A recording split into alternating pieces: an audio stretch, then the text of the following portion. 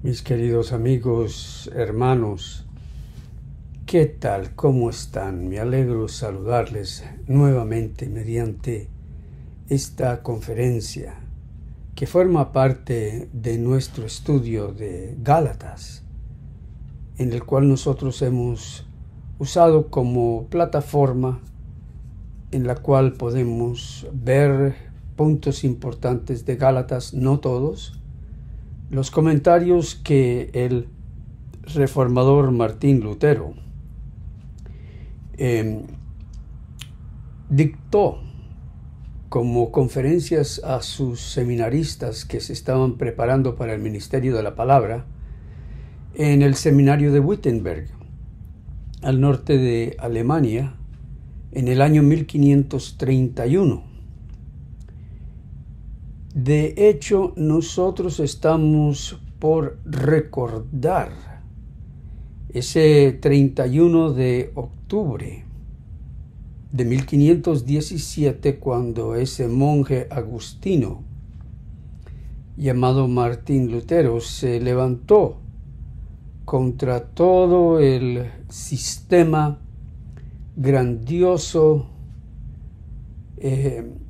potente, que intimidaba las conciencias de los hombres y las mujeres, niños, ancianos, con todas sus enseñanzas respecto al purgatorio, al infierno, y cómo se aprovechaba de la mentalidad de la gente que no tenía acceso a las escrituras para sacarles plata. En aquel entonces, el Papa Leo X estaba construyendo la Basílica de San Pedro, la misma basílica que hoy se puede ver en los viajes a Roma o en las fotografías de Roma. Esa basílica fue construida con dinero de la venta de indulgencias, es decir, según el dinero que pagaba la persona, se le entregaba un certificado de que el ser querido o su propia persona quedaba exento de los sufrimientos del purgatorio por X número de años, representado por el valor del dinero o las tierras o los bienes que entregaba a la iglesia, para no sufrir los acosos y los tormentos de los fuegos del purgatorio. Y Lutero, que había estado estudiando la Escritura, se dio cuenta que el justo vive por la fe. Y tal vez ustedes ahora se pueden dar cuenta un poco de por qué Lutero dijo la sola fe. Porque él no podía incluir ninguna indulgencia, ninguna venta, ningún sacrificio humano que pudiera redimir nuestras almas, sino el hecho de que Jesús fue hecho maldición por nosotros. Él fue quien sufrió la maldición de la ley. Y es así como nosotros hemos estado involucrados en Gálatas 3, 13 y 14. Y quisiera hacer un pequeño excursus sin ir a los escritos de Lutero, sino enfocarnos en lo que significa Gálatas 3, 13 y 14, aparte de lo que hemos estado estudiando. Pareciera que durante los últimos 4 o 5 temas no hemos visto nada más que eso. Pero es que es algo nuevo, es como si estuviéramos abriendo un paquete lleno de algo nuevo que ni siquiera podemos ponerle nombre, y son estos versículos de la Escritura los cuales habíamos ignorado o pasado por alto a la carrera anteriormente, y no le habíamos visto el tremendo significado que hay para nuestra salvación en estos versículos. Por lo que nosotros leemos acá en estos versículos que Cristo nos redimió Eso es una redención total, no parcial, sino que Cristo nos redimió de la maldición de la ley. Allí se toma la ley muy en serio, porque Él fue hecho por nosotros maldición, porque está escrito, maldito todo el que es colgado en un madero. Y fíjense ustedes, que esta parte es tomada de Deuteronomio 21, 22 y 23. Lo que muchos que me escuchan y que son de la persuasión teológica adventista del séptimo día quisieran decir que esta es parte de la ley ceremonial, que no es parte de los 10 mandamientos. Pues figúrense que tan importante es la ley ceremonial, que Jesús fue crucificado por un dictamen de la ley ceremonial. Eso es para que se tape la boca de todos aquellos que dicen que una es la ley ceremonial y otra es la ley del decálogo de los 10 mandamientos. Para que en Cristo Jesús la bendición de Abraham alcanzase a los gentiles, a fin de que por la fe recibiésemos la promesa del Espíritu. Bueno, aquí todavía hay mucho que desempacar a partir de las Sagradas Escrituras. Pero vamos a ir primero a Deuteronomio, a la ley. La ley dice así: si alguno hubiere cometido algún crimen digno de muerte, y la ley sabía cuál era, y lo hicieres morir, y lo colgareis en un madero, no dejaréis que su cuerpo pase la noche sobre el madero. Sin falta lo enterrarás el mismo día, porque maldito por Dios es el colgado. Y no contaminarás tu tierra que Jehová tu Dios te da por heredad. Fíjense ustedes que aquí dice, si alguno hubiera cometido algún crimen digno de muerte. Y a Jesús se le consideró haber cometido un delito digno de muerte, lo que vamos a ver en breve. De paso, el quebranto del sábado era un delito digno de muerte. Lo que hoy los sabatistas no quieren ver o permanecen con sus ojos tapados porque dicen que guardan el sábado. Si guardan el sábado, entonces para guardarlo correctamente tendrían que de alguna manera pasar esa persona a muerte. O si no, maldecirlo digno de muerte, que es lo que precisamente hace la iglesia. No solamente la adventista del séptimo día, sino todas las iglesias sabatistas.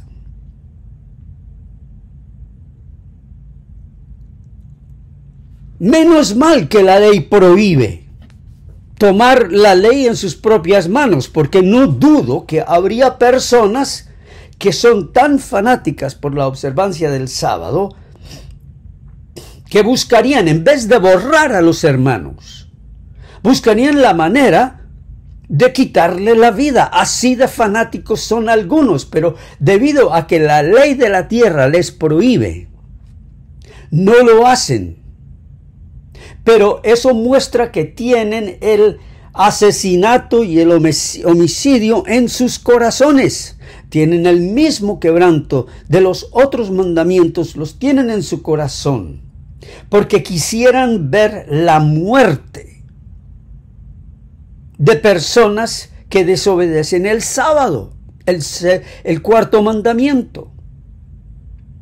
Y de paso, cuando hay una persona que por un accidente o alguna causa, o estuvo trabajando, o estuvo jugando, o estuvo algo que la iglesia lo digne un quebranto del sábado, enseguida viene la acusación, es que estaba trabajando en sábado.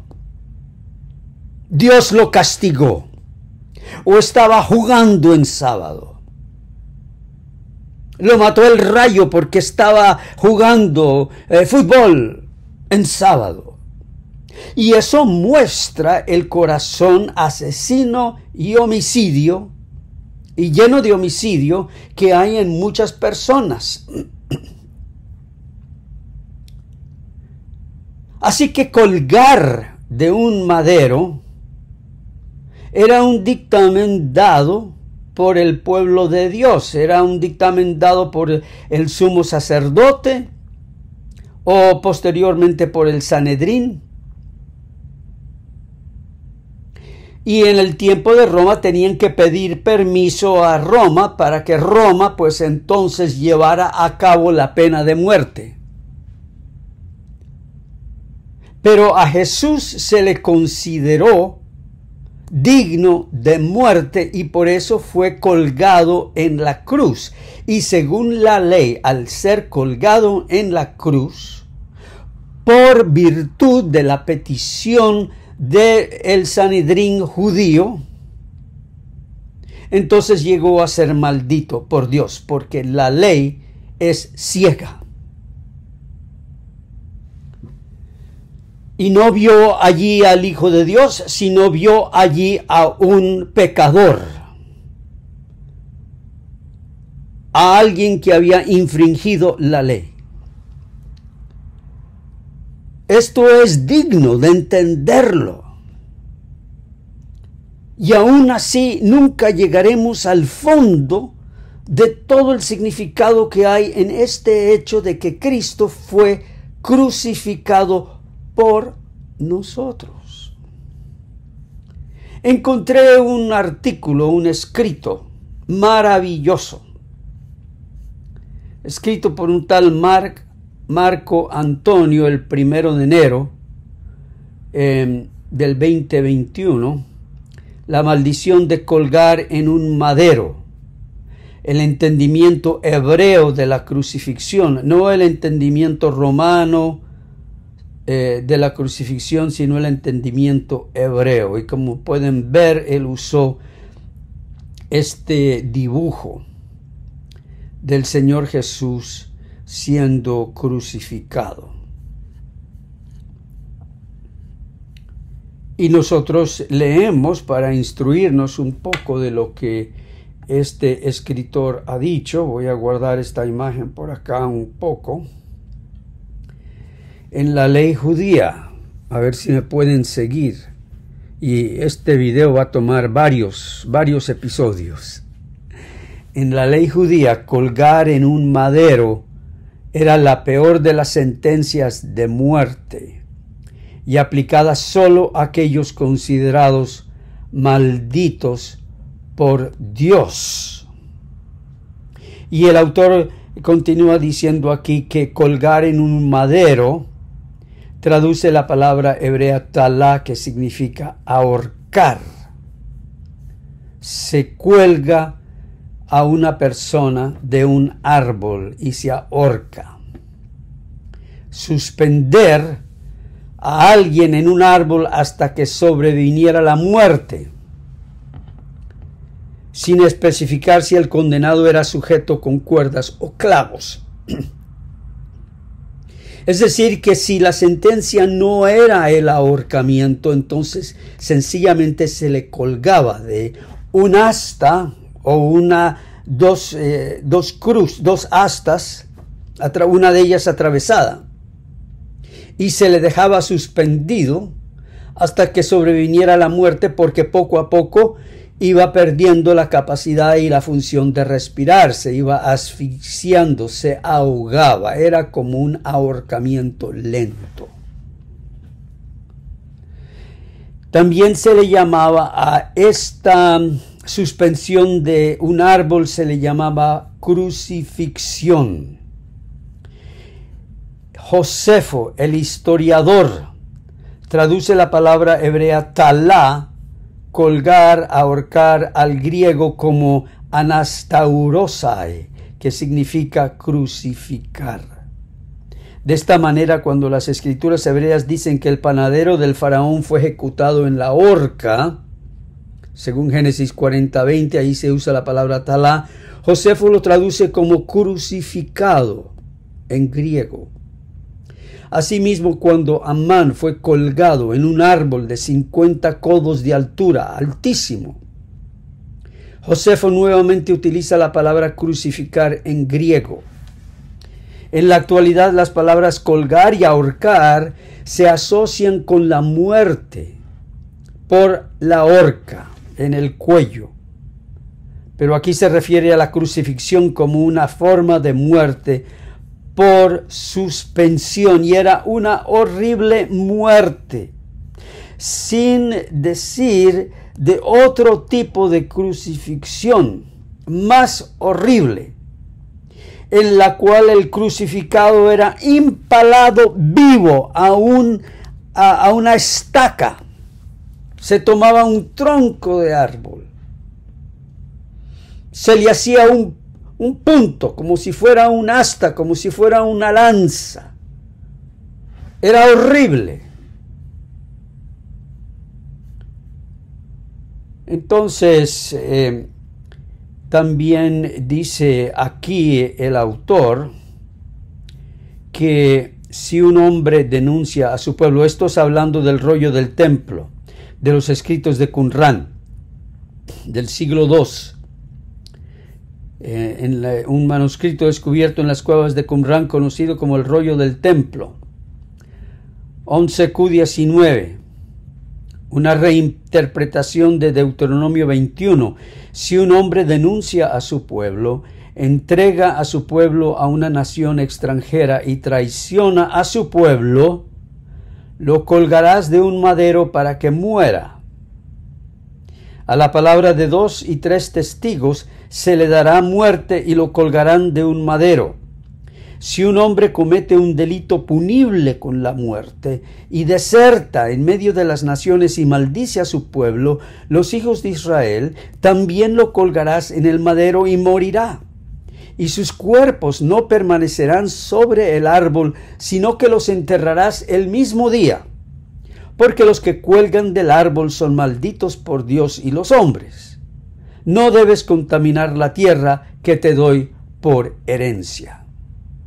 Y entonces, si el crucificado quedaba colgado del árbol, entonces se entendía que esa maldición de Dios sobre el crucificado pasaba, si pasaba la noche, al pasar el tiempo, la maldición se difundía.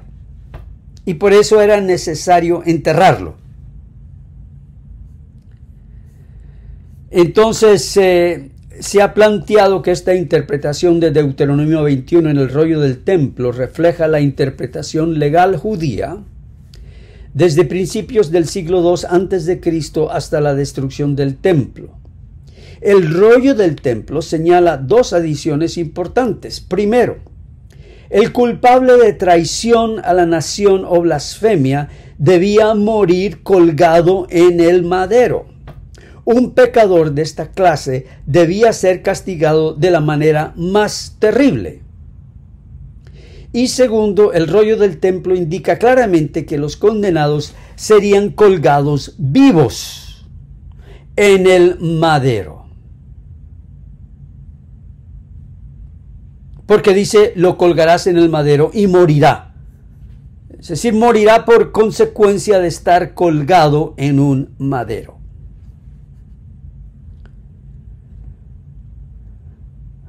Esta reinterpretación descrita en el rollo del templo es exactamente lo que deberíamos esperar encontrar en el relato del juicio contra Jesús. Después de la resurrección de Lázaro, los líderes, después que Jesús le da vida a un muerto. Irónicamente, los líderes judíos vieron a Jesús como una amenaza para el templo y la nación y concluyeron que era mejor que un hombre muera por el pueblo y no que toda la nación perezca. Los jefes del templo percibieron que Jesús había dicho que podía destruir el templo, símbolo de Israel, y reconstruirlo en 3 días como traición a la nación y blasfemia. Y es lo que nosotros vemos aquí en Juan 11, que el sumo sacerdote, Caifás, sumo sacerdote aquel año, les dijo: vosotros no sabéis nada, ni pensáis que nos conviene que un hombre muera por el pueblo y no que toda la nación perezca. Esto no lo dijo por sí mismo, sino que, como era el sumo sacerdote aquel año, profetizó que Jesús había de morir por la nación. Y no solamente por la nación, sino también para congregar en uno a los hijos de Dios que estaban dispersos. Así que desde aquel día acordaron matarle. Entonces aquí está claro de que Cristo murió por la nación. Él fue maldito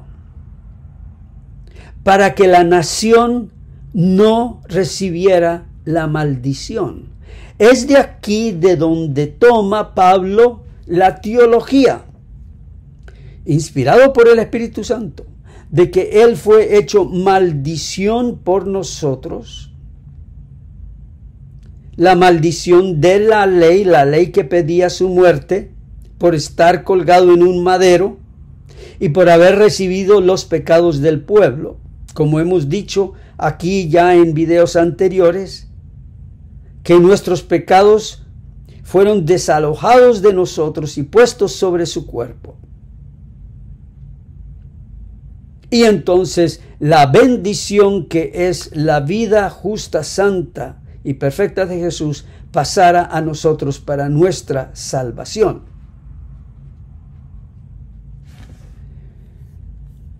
De tal modo que nosotros vemos allí que cuando Jesús colgaba de la cruz, ellos lo vieron como maldito por Dios y por eso se paseaban alrededor de la cruz maldiciéndolo.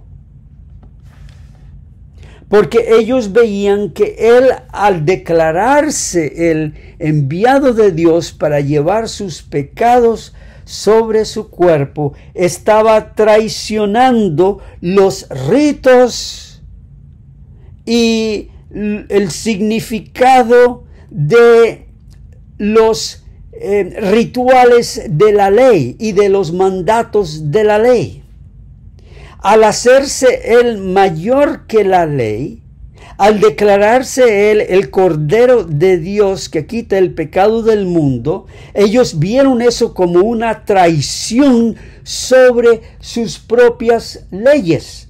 Es como nosotros hoy cuando decimos que Cristo es nuestro sábado, porque confiamos en que tenemos reposo eterno de nuestros pecados al creer que Él es nuestra justicia.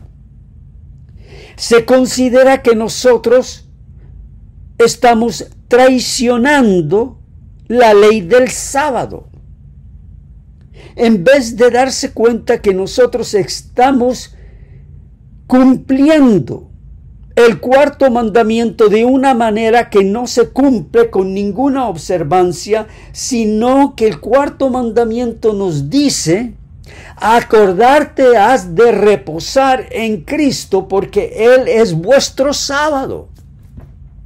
Pero si nosotros decimos eso, nos consideran dignos de blasfemia, porque hemos puesto a Cristo más arriba que el séptimo día.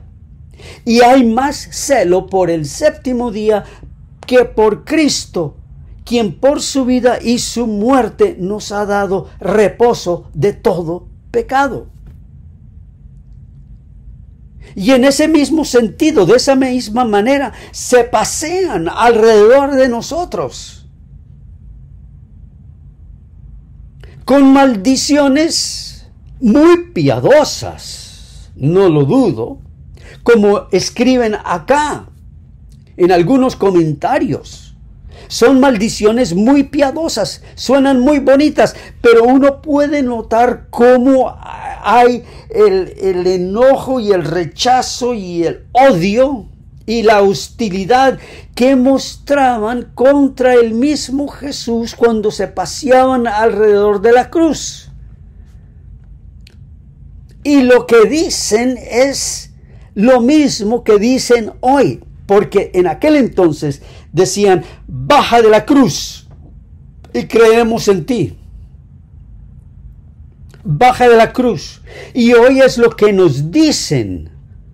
Algunos en casi las mismas palabras, otros insinuadamente: deja de predicar la cruz, deja de predicar que Jesús fue hecho maldición por la ley, deja de predicar eso, bájate de allí y creeremos en ti. ¿Por qué? Porque entonces vamos a predicar la misma ley que ellos predican, que no redime del pecado, sino que maldice. Y aún así Cristo, estando en la cruz, colgando allí, llevando sus pecados, Él dice: Padre, perdónalos. Y de igual manera nosotros decimos hoy: Padre, perdónalos a los que nos injurian, a los que nos calumnian, a los que insinúan que nosotros estamos llevando a la gente por caminos desviados. Padre, perdónalos porque no saben lo que hacen. Ayúdales, quítales el velo. Que en vez de ver al Cristo crucificado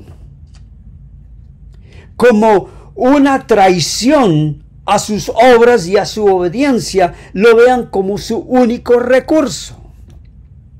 Bien me dijo un pastor adventista, que ya descansa en el Señor por la gracia de Dios. Una vez que yo estaba hablando con este pastor adventista de muchos años y de muchas buenas obras, había construido templos, iglesias, escuelas, gimnasios en Estados Unidos, en Sudamérica, en Bolivia, en el Perú, en el Ecuador, en Costa Rica, en muchos lugares. Un hombre muy activo, dedicó toda su vida. Pero cuando él me preguntó si yo todavía guardaba el sábado, eso hace años, yo le dije: yo guardo a Cristo como mi sábado. Yo reposo en Él para salvación. Él me miró y con ira en sus ojos me respondió irónica y sarcásticamente: bonita vuelta se han inventado ustedes para no guardar el sábado. Y lo repitió otra vez, diciendo: qué bonito cuento se han inventado ustedes para no guardar el sábado. Allí estaba el clamor: baja de la cruz, baja a Cristo y ponlo aquí a mi nivel, ponlo a Cristo a guardar el sábado como yo lo guardo. Todo esto para decir que Cristo tomó esa misma maldición, esa misma hostilidad que había contra Él y que todavía lo hay contra Él. Porque si Cristo mismo les dijera que Él es el sábado, en su cuerpo, en su obra, que Él es el sábado, también le dirían: bonito cuento que te estás inventando para que la gente no guarde el sábado. le dirían lo mismo, sería igual. Todo esto señala a que cuando Cristo fue malamente, ilegalmente traicionado, fue para que un hombre perezca en vez que la nación pereciera. Nuevamente vamos a repetir las palabras de Caifás. Nos conviene que un hombre muera por el pueblo y no que toda la nación perezca. Y allí este hombre, sin darse cuenta, estaba predicando el Evangelio. De tal modo que tanto en aquel entonces como hoy nos conviene que un hombre haya muerto por nosotros y no que todos nosotros perezcamos. Y este Evangelio es para ti y para mí, no obstante cuáles hayan sido tus pecados o cuán grande haya sido o sea tu hostilidad al Evangelio. Cristo subió a la cruz para darte pleno y completo perdón de todos tus pecados, para que la bendición de la gracia de Dios recaiga sobre ti ahora y para siempre. Alabado sea el Señor Jesús. Seguiremos con este estudio en el video de mañana. Dios les bendiga y sea con ustedes.